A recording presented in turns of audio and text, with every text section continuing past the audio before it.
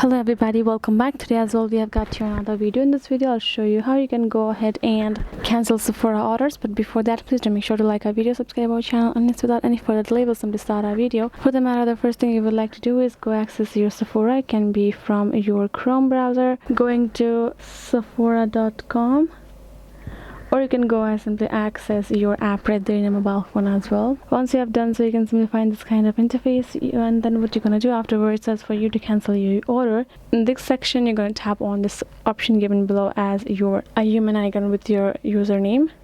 Then you're going to go ahead, swipe down till you find this option called orders given by it again option, and here in this option, since I do not have any recent orders, I cannot find my recent orders right there, right? So once you have gotten your orders over there, you can actually tap on that order. So one thing that you have to be sure of, that you can only cancel the orders that are on the way if they have already shipped to you. That means you only have an option of returning them, or otherwise you do not have an option to cancel them. If you have it's in the process, then you can tap on the cancel option. After checking the time, you can get the tap on order. You will find this option of canceling, reordering, or returning options. Tap on the cancel one, choose a reason for it, and you can cancel it like that.